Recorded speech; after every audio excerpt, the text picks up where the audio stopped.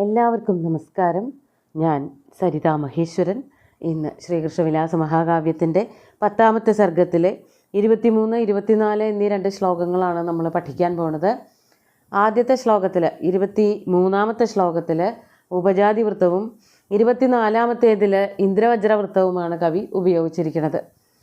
ഇവിടെ ഒരു ബ്രാഹ്മണൻ വന്നു ഭഗവാനെ കാണാൻ വേണ്ടിയിട്ട് കാത്തിരിക്കുകയാണ് എന്നറിയിച്ചപ്പോൾ ബ്രാഹ്മണനെ അകത്തേക്ക് വിളിച്ചു. അതുപോലെ തന്നെ ക്ഷീണവും വിശപ്പും ഒക്കെ മാറ്റാൻ വേണ്ടിയിട്ട് അകത്തേക്ക് പറഞ്ഞയച്ചു. അതിനുശേഷം എന്തൊക്കെയാണ് സംഭവിക്കുന്നതെന്നാണ് ഇനി വർണ്ണിക്കുന്നത്. നമുക്കാദ്യം 23ാമത്തെ ശ്ലോകം നോക്കാം.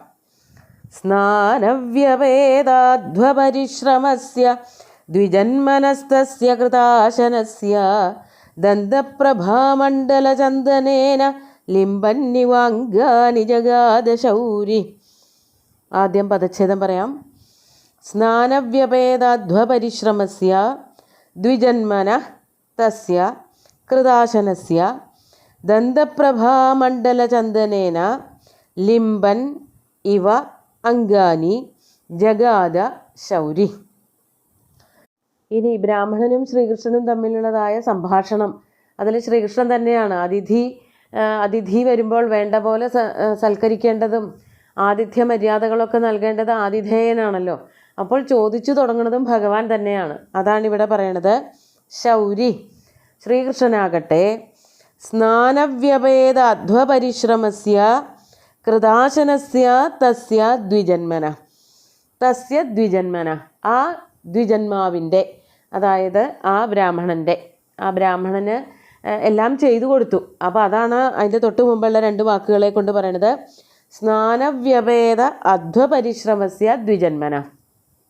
സ്നാനം കൊണ്ട്, അതായത് മുങ്ങി കുളിക്കുക, അല്ലെങ്കിൽ ശിരസ്സും ശരീരവും ഒക്കെ നനയുമാറ് കുളിക്കുന്നതിനെയാണ് സ്നാനം. മേല് കഴുകുക മാത്രമല്ല, ശിരസ്സോട് കൂടിയിട്ട് തല കൂടി കുളിക്കുന്നതിനെയാണ് സ്നാനം എന്ന് പറയുന്നത്. അങ്ങനെ കുളിച്ചതുകൊണ്ട് വ്യപേദമായ ഒഴിഞ്ഞുപോയതായ അധ്വപരിശ്രമം, യാത്രാക്ഷീണം, അതായത് കുളിയൊക്കെ കഴിഞ്ഞപ്പോൾ നല്ലവണ്ണം ഒന്ന് ഫ്രഷായി എന്ന് നമ്മൾ പറയണ അതേ ഭാഷ. എല്ലാ ക്ഷീണങ്ങളും അകന്നുപോയ അങ്ങനെയുള്ള ബ്രാഹ്മണൻ. പിന്നെ എങ്ങനെയുള്ള ആളാണ്? കൃതാശനസ്യ. ഭക്ഷണമൊക്കെ കഴിച്ചപ്പോൾ ഒന്നുകൂടി തെളിഞ്ഞു. അതായത് അങ്ങനെയൊക്കെയുള്ള ഒരു അവസ്ഥയിലേ നന്നായിട്ട് വർത്തമാനം പറയാൻ പോലുള്ള ഒരു മാനസികാവസ്ഥ ഉണ്ടാവുള്ളൂ.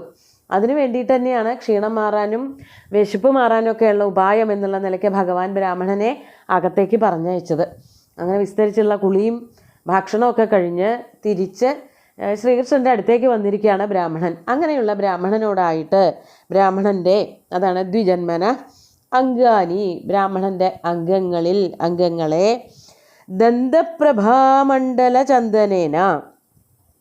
ശരിക്കും കുളിയൊക്കെ കഴിഞ്ഞാൽ ശരീരത്തിൽ നല്ല വാസന തൈലങ്ങളൊക്കെ പുരട്ടുക എന്നുള്ളത് പണ്ട് കാലത്തും ഇന്നത്തെ കാലത്തും ഒക്കെ നടത്തി വരണതാണ്.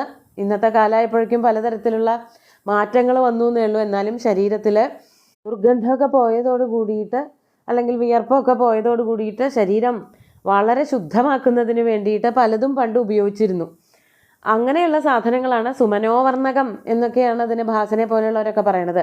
അതായത് ശരീരത്തിന് നിറമുണ്ടാവാൻ വേണ്ടിയിട്ട് പൗഡർ പോലെയുള്ളതോ, ക്രീമുകൾ, അവലേപനങ്ങൾ, അതുപോലെ തന്നെ സുഗന്ധമുണ്ടാവാൻ വേണ്ടിയിട്ട് ചന്ദന തൈലം തുടങ്ങിയിട്ടുള്ളത്, അതുപോലെ രാമച്ചത്തിൻ്റെ തൈലം തുടങ്ങിയിട്ടുള്ളതൊക്കെ ഉപയോഗിക്കാറുണ്ട്, തണുപ്പ് കിട്ടാനും സുഗന്ധമുണ്ടാവാനും ഒക്കെ വേണ്ടിയിട്ട്. അതുപോലെ ആ ബ്രാഹ്മണനും ഇത്തരത്തിലുള്ള അവലേപനങ്ങൾ കൊടുത്തു എന്നുള്ളതാണ് ഇവിടെ വ്യംഗ്യരൂപേണയാണ് പറയണത്. യഥാർത്ഥത്തിൽ കൊടുക്കുകയല്ല, പക്ഷേ ആ വർണ്ണന കൊണ്ട് നമുക്ക് അങ്ങനെയാണ് തോന്നുക. ദ്വിജന്മന അംഗാനി, ബ്രാഹ്മണൻ്റെ അംഗങ്ങളിൽ ലേപനം ചെയ്യുന്നതിന് വേണ്ടിയിട്ട് ഭഗവാൻ എന്താ കൊടുത്തത്? ദന്തപ്രഭാമണ്ഡല ചന്ദനേന ലിംബന്നിവ. അദ്ദേഹത്തിൻ്റെ അംഗങ്ങളിലൊക്കെ ദന്തങ്ങൾ, ഭഗവാന്റെ ദന്തനിര, സുന്ദരമായിട്ടുള്ള നിരയൊത്ത പല്ലുകൾ, ആ പല്ലുകളിൽ നിന്നും പുറത്തേക്ക് വരുന്നതായ തേജസ്സാകുന്ന ചന്ദനച്ചാറ്, അതുകൊണ്ട് ലിംബന്നിവ, അത് ശരീരത്തിലേക്ക് ഇങ്ങനെ പുരട്ടുകയാണോ എന്ന് തോന്നും വണ്ണം ഭഗവാൻ ബ്രാഹ്മണനോട് സംസാരിക്കാൻ തുടങ്ങി. അതായത് ചിരിച്ചുകൊണ്ട് സംഭാഷണം ചെയ്തു എന്നർത്ഥം. ആ ചിരിയെ ചന്ദനലേപനമായിട്ട് പറയാണ്.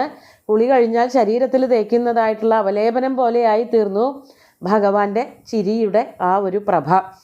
അത് ബ്രാഹ്മണനെ മുഴുവനും ആ തേജസ് കൊണ്ട്, ഭഗവാന്റെ ദന്ത തേജസ് കൊണ്ട് കുളിപ്പിച്ചു അല്ലെങ്കിൽ ആറാടിച്ചു. അതിനുശേഷമാണ് സംസാരിക്കാൻ തുടങ്ങിയത്.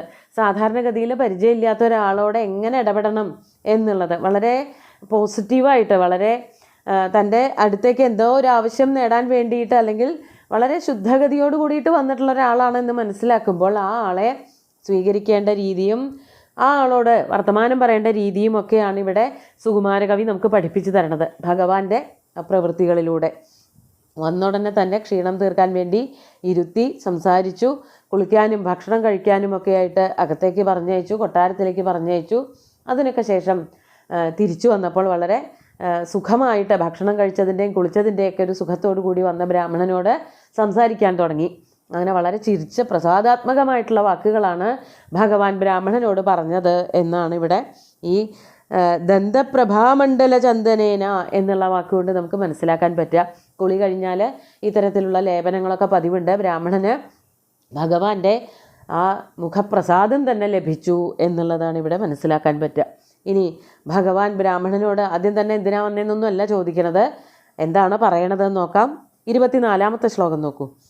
ധന്യോസ്മി ധന്യാഃ പിതരോധുനാ മേ ധന്യം കുലം ധന്യമിദം ച രാജ്യം ബ്രഹ്മൻ പരിത്യജ്യ കുടുംബചിന്താം മാം ദ്രഷ്ടുകാമോ യദിഹാഗതോസി.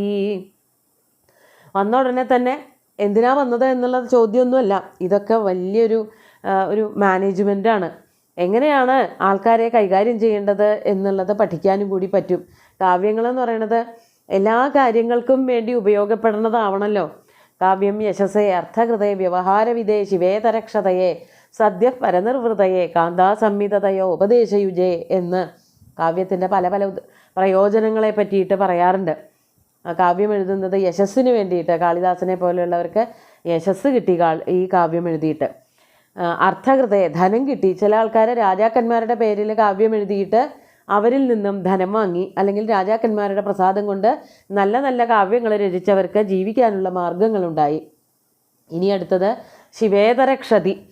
ശിവം മംഗളം, ശിവേതരം അമംഗളം.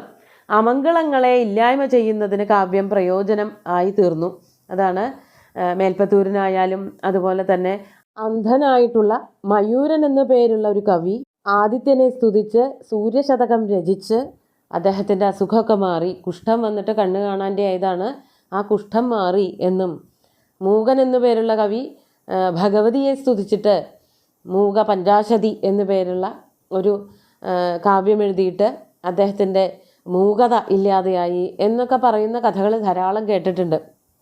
അങ്ങനെയുള്ള കാര്യങ്ങൾ നടക്കാനും പ്രയോജനത്തിന് വേണ്ടിയിട്ടും കാവ്യങ്ങൾ എഴുതാറുണ്ട്.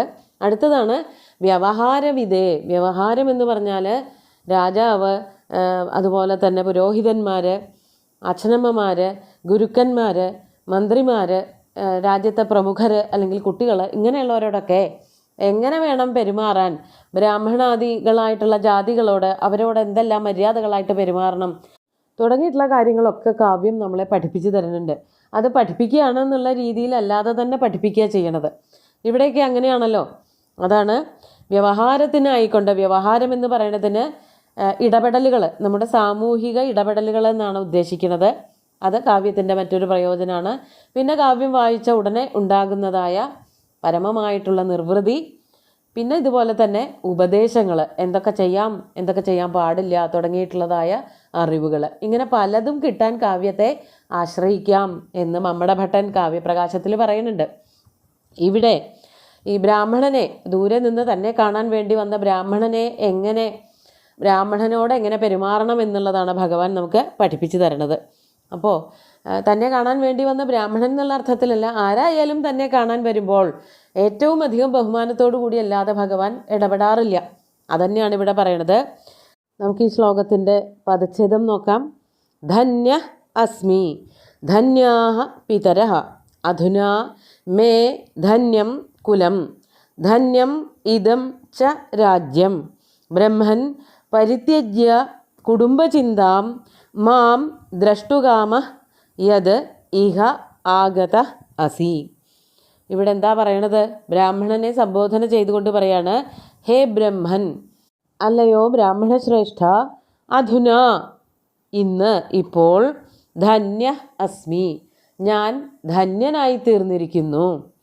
മാത്രമല്ല, ഞാൻ മാത്രമൊന്നുമല്ല ധന്യനായത്, മേ പിതര ധന്യാഹ, എൻ്റെ പിതര എന്നുള്ളത് കൊണ്ട് അച്ഛന്മാർ അല്ലെങ്കിൽ അച്ഛൻ, മുത്തച്ഛൻ തുടങ്ങിയിട്ടുള്ള ആൾക്കാർ.